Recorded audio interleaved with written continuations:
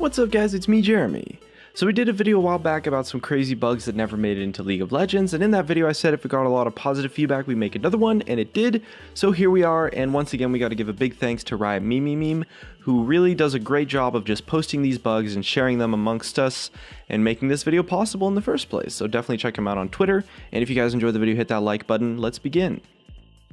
So first up, we've got a bug that used to happen to Bard when he went to use his ultimate, and everything was kind of, all good and fine right up until he casted his ultimate, and then the character model would just totally spaz out. And if you casted the ultimate on yourself, you could actually freeze him in this animating pose, and we kind of got no idea if it was used as like a skeleton or maybe if it was an animation problem, but either way, it was just hilarious.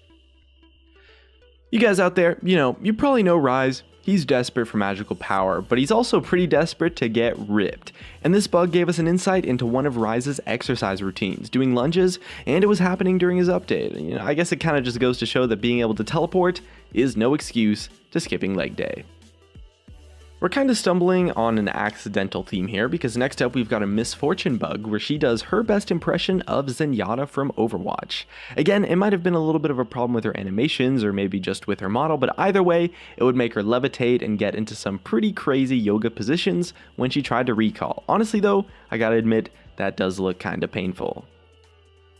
Next up, we've got a bug from the old Ascension game mode actually, and it started happening after Cassiopeia's update, when she ascended by getting a kill on the Ancient Ascendant Xerath in the game mode.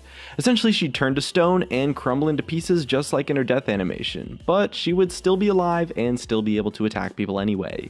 I guess it was just too much power for her body to handle. Vladimir's update kept his old Sanguine pool since it was super iconic to the champion, but apparently it decided to behave a little bit strangely during the development of his rework, for example by just casting itself randomly sometimes for no apparent reason. Apparently this bug was restricted to just the Soul Stealer skin, which kind of makes it twice as weird actually. I have no idea how that would affect anything really. Spaghetti code, anyone? So for our next bug, we've got to give a little bit of context. So the T-pose is kind of like this default pose that champions have. For example, if you use like the model viewer on LoL King, you can kind of see champions like stuck in the T-pose when the animations haven't loaded in. It's like the default base. And apparently the T-pose occasionally shows up in some in-game bugs as well, because instead of dropping to the floor when she died, Fiora would just stand up in her T-pose and not give a single heck. Alright, so this next one isn't technically a bug, but it's really damn cool, and I really wanted to just throw it in here anyway because I didn't know what other kind of video to put it in. So essentially back in Bard's development, Bard had a version where he would leave a trail of little red, blue, and yellow meeps behind him, kind of making him look like a big happy Pied Piper, almost like Olimar almost. We've got no idea what function these little Pikmin lookalikes did, but they were probably an early iteration of his chime and meep concepts. So one of my personal favorites was actually from Kled's development, and if you think about the number of champions and abilities that Riot ends up testing out for any given champion, it does make sense that they kind of just don't go through the art team first, because that would take way too much time for things that usually will just end up getting scrapped, right? So how do you playtest something complex like Kled when you're designing him? Well, you take bits and pieces of existing code, put it together, take a similar sized champion, maybe someone like Gnar, put him on top of a mount like Hecarim, and there you go, that's your model right there.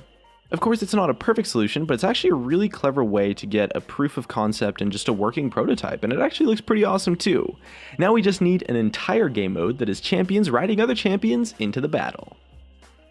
Alright, now we're going to get back into the things that are actual bugs, and we've got an old Braum bug that happened because the textures created by his passive wouldn't exactly move with the champion they were procced on. So when Braum's passive triggered on a champion, the ability effect is essentially just the champion model that he's hitting, which is kind of like a frosted look to it.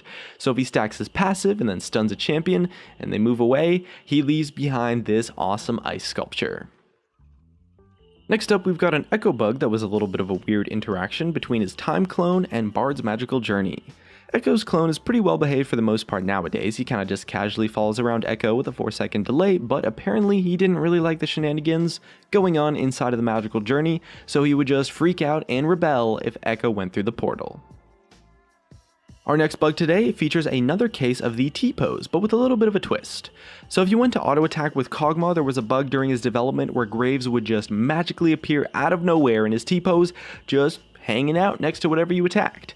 We've got no idea why it was Graves or why it happened when he did something with Kog'Maw, but that's the nature of spaghetti code. You never know what's going to happen.